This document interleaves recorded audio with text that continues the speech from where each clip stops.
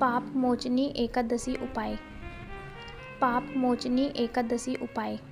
तो क्या कहा गया पाप कि मोचनी प्रयास एकादशी करिएगा कि उपाय। एकादशी के दिन कोई पाप मोचनी वृक्ष की, कोई एकादशी डाली की, उपाय। कोई कौपल की, कोई पाप पत्ती ना मोचनी तोड़ी जाए। एकादशी क्यों? उपाय। तो कहा अगर उस पाप पत्ती को हम मोचनी तोड़ एकादशी देते हैं, उपाय। वृक्ष की पत्ती को या पाप क्यारे में लगी हुई मोचनी कोई एकादशी डाली की उपाय। पत्ती को हम तोड़ देते हैं पाप तो मोचनी एकादशी का एकादशी पुण्य उपाय। फल प्राप्त नहीं होता।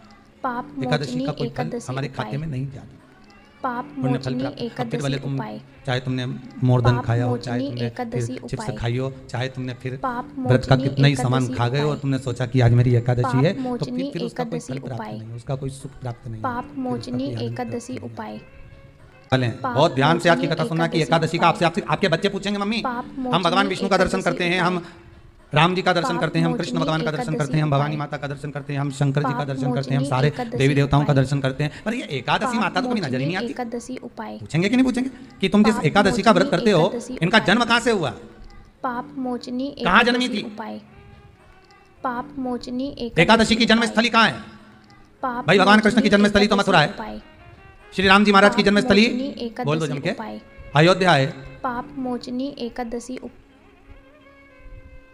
कोई आपसे पूछ ले कि एकादशी की जन्मस्थली कहाँ है, तो आधे लोग तो बाल खुजाने में लग जाएंगे कि एकादशी आखिर पैदा कहाँ हुई थी, जन्म कहाँ लिया था, इसका जन्म हुआ कहाँ था, कहाँ जन्मी थी ये? इसका जन्म स्थल है कहाँ? और अगर मान लो जन्म स्थल एकादशी का है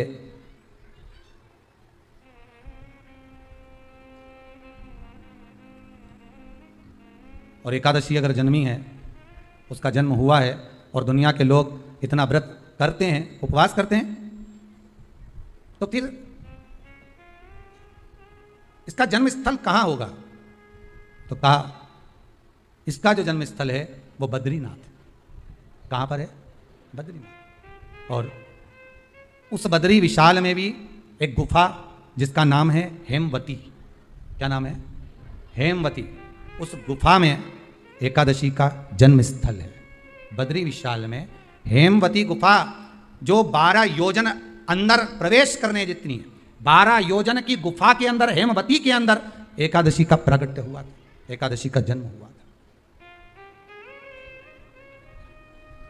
अब तो बता सकते हो ना कि कोई पूछे कि राम जी का जन्म अयोध्या में हुआ, भगवान कृष्ण का जन्म मथुरा में हुआ, और कोई पूछ ले आपका जन्म कहाँ हुआ था, अपन कह सकते हैं सीहोर में हुआ हमारा। और आपसे कोई पूछे कहाँ हुए, तो कहीं इंदौर में हुए, कि देवास में हुए, कि भोपाल में हुए, कि मुंबई में हुए, कि पूना में हुए, आपका तो बता दोगे। पर बच्चे आपसे पूछ ले मम्मी तू इतनी एकादशी का व्रत करती है, एकादशी का तू व्रत करती है और सबको करा देती है कि बल्लभ कुल की एकादशी करो, भले बकरी जैसे चरो पर एकादशी करो, और सबको एकादशी कराया, तो कोई